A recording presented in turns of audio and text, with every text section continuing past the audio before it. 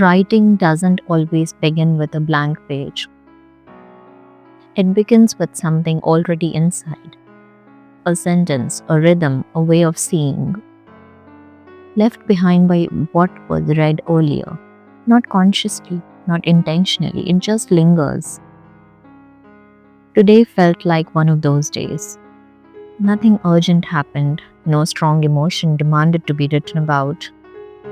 But while sitting down to write, I noticed that the language felt slightly different, slower, more deliberate, more patient. And I realized that it wasn't coming from me alone. It was coming from what I'd been reading.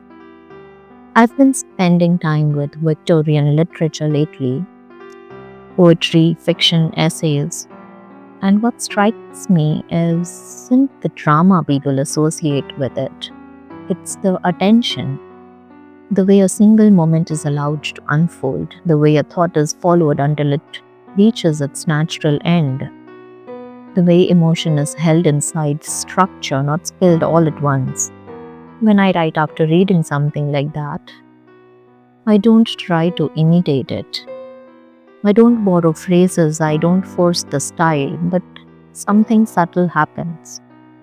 The writing becomes more settled.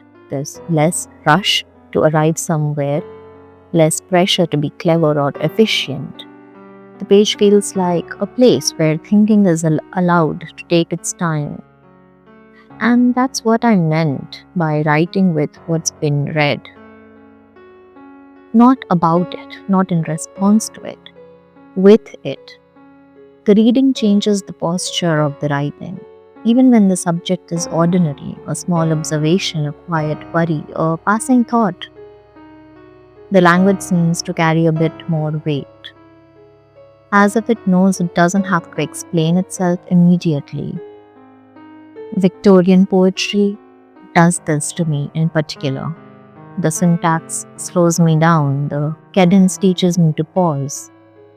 And when I write afterward, I notice myself choosing words more carefully. Not because they need to be beautiful, but because they need to be accurate. There's a difference. Accuracy feels kinder than polish. I think this is where reading and writing meet most naturally, not as separate practices, not as skills to improve, but as conversations that overlap.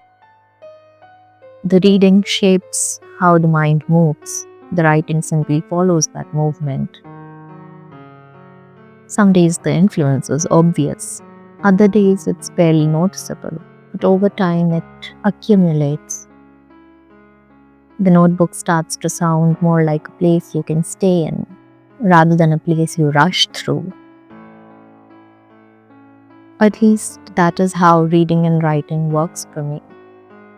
Which is why I'm curious. Has something you read recently changed the way your thoughts sound when you write, even a little?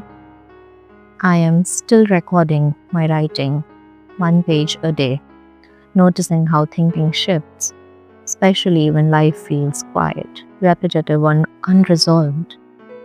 And often what changes the writing most isn't effort. It's what we've been reading without trying to use it.